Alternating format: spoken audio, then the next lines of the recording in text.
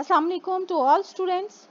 Pedagogy का जो हम कर रहे थे कोर्स, इसमें हम पेडागोजी से रिलेटेड एमसीक्यूज इंपॉर्टेंट जो हैं डिफरेंट कम्पिटिटिव एग्जाम्स के अंदर आते हैं, ठीक है, उनको हम कर रहे थे। इसका आज पार्ट 13 हम कवर करेंगे, जिसमें मेजर जो इम्पॉर्टेंट एमसीक्यूज हैं उनको कवर करने की कोशिश करेंगे। स्टार्ट करते हैं। A posterior knowledge is knowledge that is known by। posterior knowledge कौन सा knowledge होता है? जो हमें पहले से पता होता है, ठीक है। तो वो हमें पहले से किस तरह से पता होता है? हमारा एक्सपीरियंस होता है उसके अकॉर्डिंगली, ठीक है। Option A analysis, option B information, option C is experience and option D is evidence. तो जो हमारा पोस्टीरियर नॉलेज होता है वो एक्सपीरियंस की बेस के ऊपर होता है। Option C is the correct option. The book A Brief History of Time is written by। Brief history of time जो है वो किसने लिखी थी? अरिस्टोटल ने, जॉन डेवी ने, रॉबर्ट स्टेनबर्ग ने या स्टीफन हॉकिंग ने? Stephen Hawking is the writer of a brief history of time. Option C is the correct option. According to the law of effect, if a stimulus results in a positive outcome, ठीक है, अगर जो according to जो है law of effect है, stimulus जो है वो रिजल्ट किसके रिजल्ट में आता है ना? एक पॉजिटिव आउटकम है, ठीक है। That is the bond of strengthened, weakened, stabilised या अनस्टेरलाइज्ड। तो बॉन्ड जो है वो स्ट्रेंथेंड होगा जब भी तो हमारा स्टिमुलस और रिस्पांस के बीच का जो बॉन्ड है वो स्ट्रेंथेंड होगा, तो आउटकम जो है वो पॉजिटिव आएगी। According to the dash, stimulus and response bonds are stronger if an individual is ready to learn। ये किसने लॉ दिया था या ये कौन सा लॉ है कि जो स्टिमुलस और रिस्पांस का बॉन्ड है वो स्ट्रॉन्गर होगा अगर इंडिविजुअल जो है वो लर्न करने के लिए रेडी हो, ठीक है। तो ये लॉ ऑफ इफेक्ट है, लॉ ऑफ एक्सरसाइज है, लॉ ऑफ रेडीनेस है या लॉ ऑफ कनेक्शनिज्म है, ठीक है। तो ये लॉ ऑफ रेडीनेस है। Option C is the correct option. There is dash in working memory as people gets older, ठीक है। वर्किंग मेमोरी जो है हमारी, उसका जो है उस पर क्या इफेक्ट होता है जब हम ओल्डर एज की तरफ बढ़ते जा रहे होते हैं, ठीक है। क्या वो अपग्रेड हो रही होती है, डिग्रेड हो रही होती है, नो चेंज आ रहा होता है या स्लाइट चेंज आ रहा होता है, ठीक है। With the passage of time, जैसे जैसे इंसान की एज बढ़ती है तो हमारी जो मेमोरी है, वर्किंग मेमोरी है, वो डिग्रेडेशन की तरफ चली जाती है। Option B is the correct option. Which form of the following is not a formal assessment? कौन सी इनमें से फॉर्मल असेसमेंट नहीं है? Interview, observation, project, quizzes. Interview भी फॉर्मल का हिस्सा है, ठीक है। प्रोजेक्ट कोई भी करना वो भी फॉर्मल इवेल्युएशन या असेसमेंट का हिस्सा होती है। क्विजेस लेना जो है वो भी फॉर्मल असेसमेंट होती है। लेकिन ऑब्जर्व करना जो है वो टीचर जो रैंडमली क्लास में स्टूडेंट्स को ऑब्जर्व कर रहा होता है, तो उसको हम इनफॉर्मल वे ऑफ असेसमेंट भी कहते हैं। Option B is the correct option. What was the relation between Plato and Aristotle? Plato was a student of Aristotle. Aristotle was a student of Plato. Plato and Aristotle were brothers and both were colleagues. Okay. Option B is the correct option. That is, Aristotle was student of Plato. The cognitive domain involves dash learning, knowledge, manner और physical movement. जो cognitive domain है या cognitive approach है, वो उसके अंदर knowledge लेना जो है वो इन्वॉल्व होता है। Option B is the correct option. Good reading aims at developing understanding, sensitivity, pronunciation, increasing factual knowledge. अब गुड रीडिंग जो है उसका क्या एम होता है? गुड रीडिंग हम किसको कहते हैं? क्या जिसमें सेंसिटिविटी आ रही होती है, प्रोनाउंसिएशन अच्छी हो रही होती है या फिर फैक्चुअल नॉलेज आ रहा होता है, बल्कि जिसमें हमारी अंडरस्टैंडिंग अच्छी हो रही होती है उसको हम गुड रीडिंग कहते हैं। Option A is the correct option. The most important duty of a teacher is dash complete the syllabus, maintain discipline in class, understand the students, teach well, ठीक है। मोस्ट इम्पॉर्टेंट जो duty है teacher की वो अपने syllabus को complete करवाना है, जितना भी टाइम पीरियड गिवन होता है उसके अंदर अपना सिलेबस जो है वो कवर करवाना होता है। Option A is the correct option. If student do not understand what is taught in the class, the teacher should, अगर जो टीचर पढ़ा रहा है वो स्टूडेंट्स को समझ में नहीं आ रहा तो टीचर को क्या करना चाहिए? Repeat the lesson one again, teach the lesson again giving more examples, proceed to the next lesson so that syllabus could be covered, or check up the previous knowledge of the students in the topic.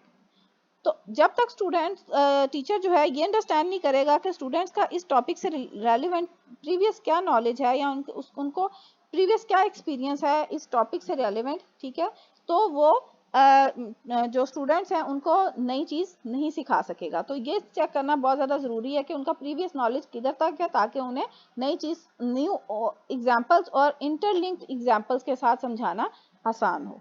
Option D is the correct option. Which of the following is not related to educational achievement? कौन सा जो है इनमें से educational achievement में नहीं आता?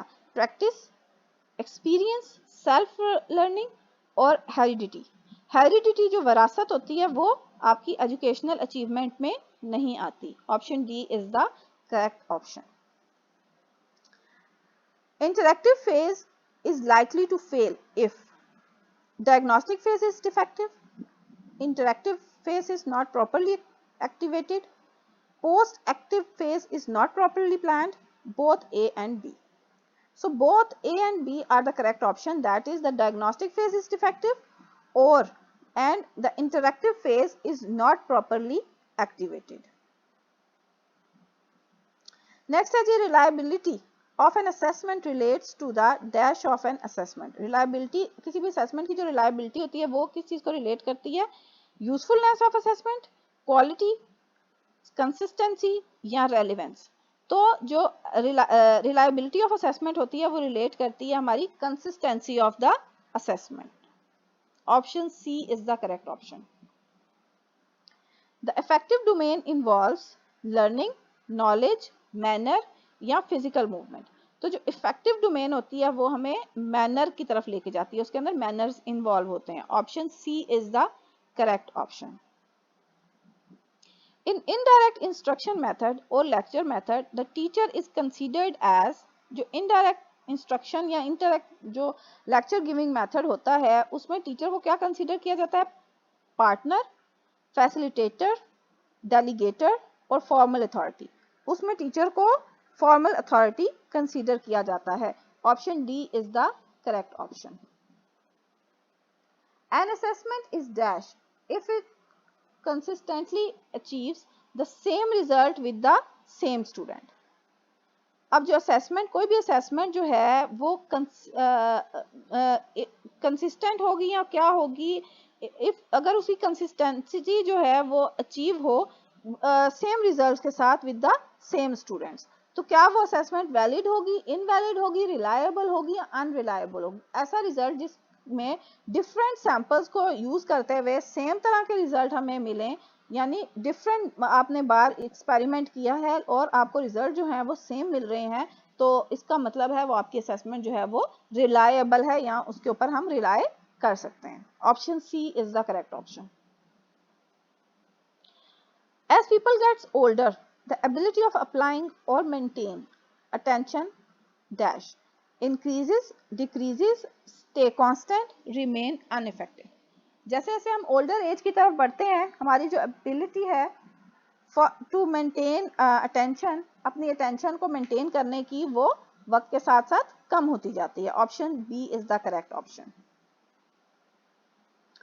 According to the dash the more you do something the better you are at it. Law of effect, law of exercise, law of readiness, law of connectionism. जितनी जितनी हम एक्सरसाइज करते जाते हैं किसी भी चीज की, ठीक है, या उसको रिपीट करते जाते हैं हम उसमें बेटर होते जाते हैं, ठीक है। सो लॉ ऑफ एक्सरसाइज जो है वो ये कहता है। Option B is the correct option. The advocates of philosophy of pragmatism believes that reality is dash imagination, stagnant, constantly changing related to mind. जो एडवोकेटर्स हैं फिलॉसफी के वो बिलीव क्या करते हैं कि रियलिटी जो है वो कंसिस्टेंटली चेंज हो रही है, ठीक है। Option C is the correct option. The famous book the Republic was written by Plato. Option B is the correct option. An assessment that is conducted prior to the start of the teaching or instructions is called dash. ऐसी assessment जो कि teaching करने से पहले आप दे रहे होते हैं उसको हम क्या कहते हैं? Initial assessment, formal assessment, formative assessment या सुमेटिव असेसमेंट। तो उसको हम इनिशियल असेसमेंट कहते हैं। Option A is the correct option. The models based on the philosophy that learning occurs when there are changes in mental structure are called. ऐसे model जो कि base करते हो फिलॉसफी के ऊपर कि जो बताते हैं कि लर्निंग जो है प्रोसेस कब होता है? जब मेंटल स्ट्रक्चर आपका चेंज हो रहा होता है, ठीक है। तो इस तरह के मॉडल्स को क्या कहते हैं हम? Knowledge learning models, effective learning models, cognitive learning methods या साइकोमोटर लर्निंग मेथड्स। तो ऐसे मॉडल्स को हम कॉग्निटिव लर्निंग मॉडल्स कहते हैं। Option C is the correct option. Rather than telling, teachers lead students to concept through a series of order questions in dash.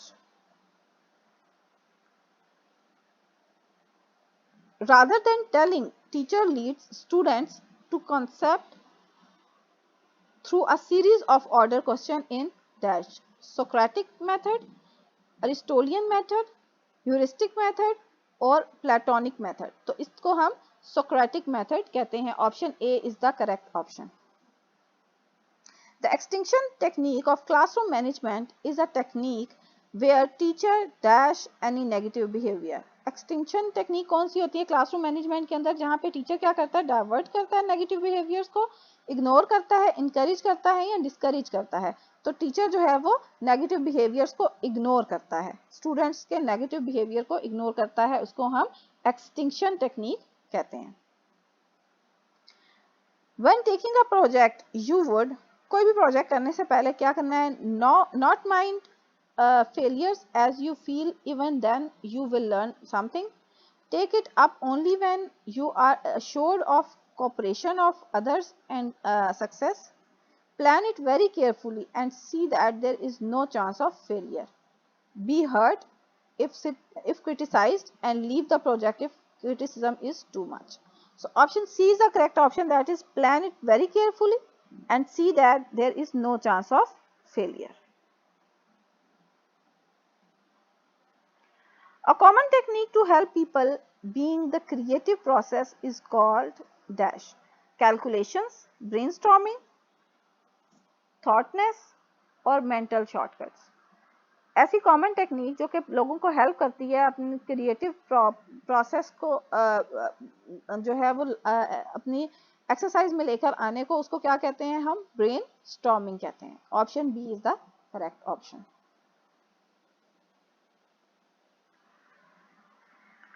According to John Dewey, educational process has two sides. John Dewey के accordingly जो educational process है उसकी कौन कौन सी दो sides हैं? Educational, economical और सोशल, सोशियोलॉजिकल, साइकोलॉजिकल और sociological, economical and philosophical, sociological और फिलोसफिकल। तो अकॉर्डिंग टू जॉन डेवी जो है वो एजुकेशन की एजुकेशनल प्रोसेस जो है उसकी दो साइड्स जो हैं वो फिलोसफिक, साइकोलॉजिकल और सोशियोलॉजिकल हैं। Option B is the correct option. Epistemology is the branch of philosophy concerned with the theory of knowledge. ठीक है, option C is the correct option. Epistemology ऐसी ब्रांच है फिलोसफी की जिसमें हम नॉलेज से रिलेटेड चीजों को पढ़ते हैं। नेक्स्ट है the simplest skill in cognitive domain of Bloom's taxonomy is remembering, understanding, evaluating और सिंथेसाइजिंग। सिंपलेस्ट जो टेक्निक है cognitive domain of Bloom's taxonomy, उसके अंदर जो है वो क्या है? सिंपलेस्ट टेक्निक रिमेंबरिंग की है। Option A is the correct option. Next है when the teacher forms different groups among the students that take turn asking other groups question, the strategy he or she is using is, ऐसी strategy जिसमें teacher जो है वो different groups बनाए students के, ठीक है, और फिर उनसे क्वेश्चनिंग करे, तो ऐसी जो है वो टेक्निक उसको क्या कहते हैं, cooperative learning, cooperative review, group work और कोऑपरेटिव थिंकिंग। तो ऐसी टेक्निक को कोऑपरेटिव रिव्यू कहते हैं। The cooperative learning method, which combines whole class learning plus heterogeneous small groups, is termed as,